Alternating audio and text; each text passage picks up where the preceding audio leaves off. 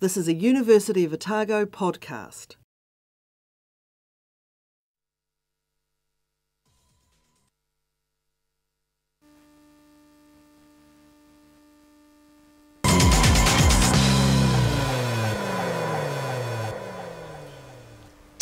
Hello and welcome to Otago University Vote Chat 2011.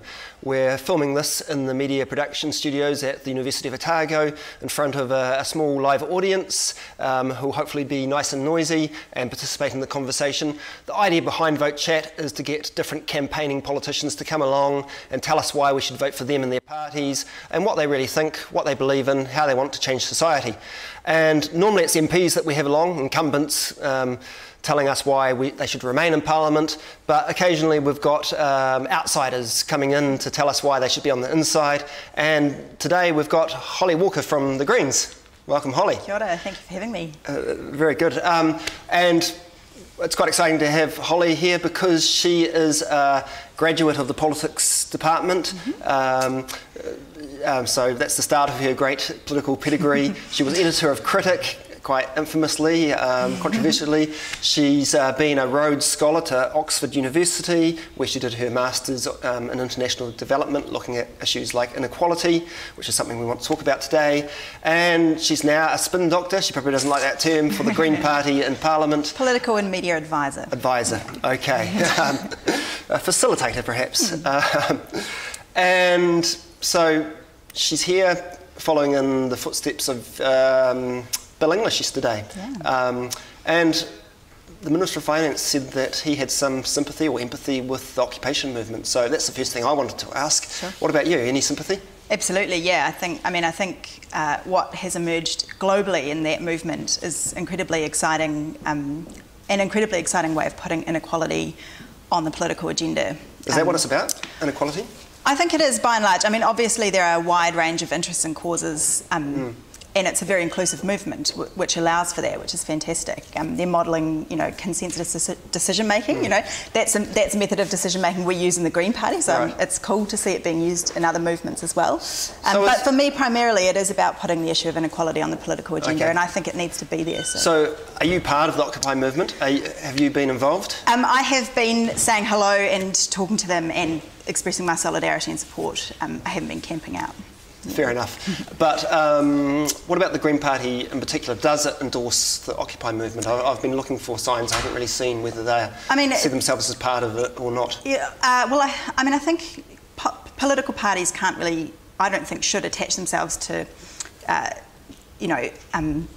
spontaneous social movements and say, oh, this is about us and our agenda. It's not. It's about a wider agenda. Much of it aligns with the Green Party policy and thoughts about inequality in particular. And so we're very supportive of the movement. Because I would have thought if any political party was kind of aligned to it, it would be the Greens or maybe the Mana Party. And there are plenty of Green Party members participating in the Occupy movement around the country, and we give them our full support. Absolutely. Okay, so obviously you're here because there is a very real chance that you'll make it into Parliament. You're number 12 on the list. That's right, 10% will get me there. Yep. So we'll be watching out for that.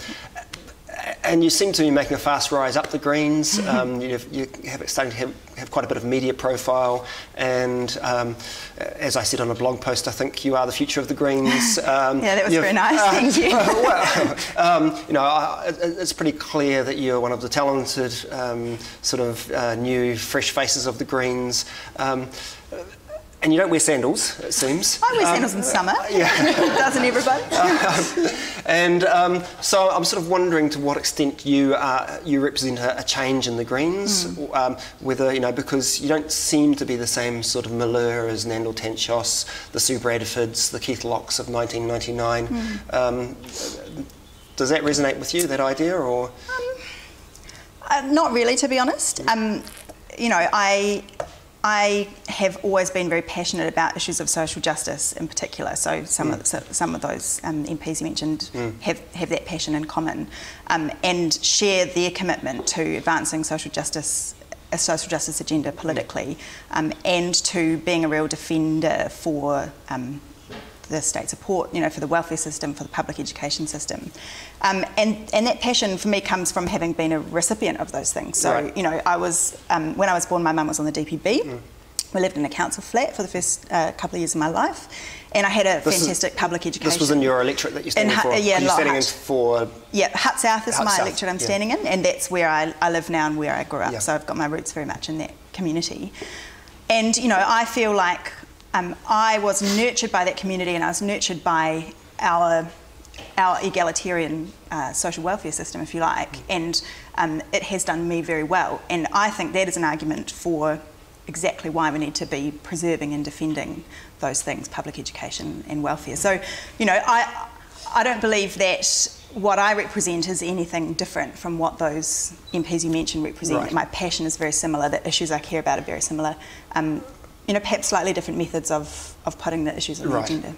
But any political party does change, and obviously we're seeing, you know, changes maybe of emphasis in the Greens, but certainly it looks like a different organisation in some respects. And so also on the debate today we've got Niki Lomax here. You know, she's helping with some of the questions and looking after the Twitter sphere. And I don't know if you've met Niki before, but I have, and I've read her dissertation about the Greens as well. She's a politics honours student, and she's done her dissertation on the Green Party and whether it can, you know, hit that 10% mark, you know, looking at its success or lack of it. So I just wondered, Niki, could you give us a synopsis of your dissertation? Well, so I studied the Greens and I tracked their kind of strategic approach to success from, well, all the way back from the Values Party all the way through to right now, which obviously is right in the middle of a campaign, so there's a big question mark at the end of my dissertation because the election hasn't happened. But basically looking at how the Greens have had to kind of preserve a very dichotomous kind of reputation between being both insiders and outsiders, because they've got the hippie factor going on, but at the same time they need to be seen to be able to be in Parliament and have access to power. So it's like balancing those things has been a struggle in the past, and right now I think they're doing a very good job of kind of maintaining that kind of balance in a good way. But how far that will get you is always an interesting question. So whether you can get 10%, I guess, based on that. So I guess I wouldn't expect you to agree with any particular person's analysis of your political party, but did you have any thoughts on her argument, I guess? Yeah, I mean, I think Niki has identified, it's an accurate portrayal of some of the tensions, I guess, of being a political party with your roots in social activism. Obviously, the point of a political party, there are many, many ways to advance the issues that those social movements put on the agenda. One route is through formal politics, and so that's what political parties are all about. They're about gaining representation in Parliament and putting those issues on the national political agenda. So that's what our efforts as a party have to be focused on, maximising our representation in Parliament, without forgetting where that kaupapa came from. Sure. And I agree with Niki that I think we're doing quite a good job of doing that at the moment. And I think what you have seen, we've identified there's been a bit of a period of change within the Green Party. So we now have new co-leaders, and after this election there won't be any MPs from that original 1999 cohort that came in.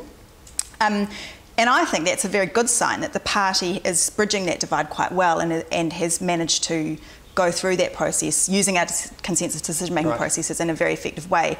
Many other parties, when they lose their leaders, lose their representation in Parliament. Yes, and it's hard to imagine some political parties, New Zealand First, etc., without them, because they're so personified by that party. So the Greens have done that very well.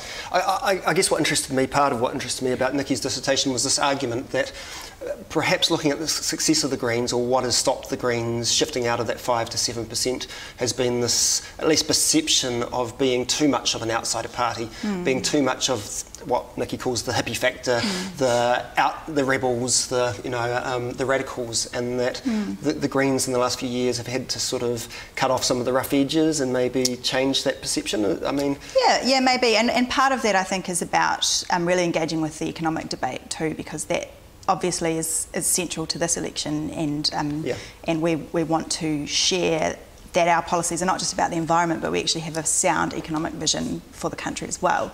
And so we've worked quite hard at making sure that we are articulating a credible economic vision, and I think that has gone some way towards perhaps rubbing off some of those issues. And I think it says a lot that Bill English yesterday even complimented the Greens on their economic policy. Yeah, that's right. And you see that when people didn't even know Greens had an economic policy. That's right. And you see that with him in Parliament too, when Russell Norman's asking Bill English questions in Parliament about economics.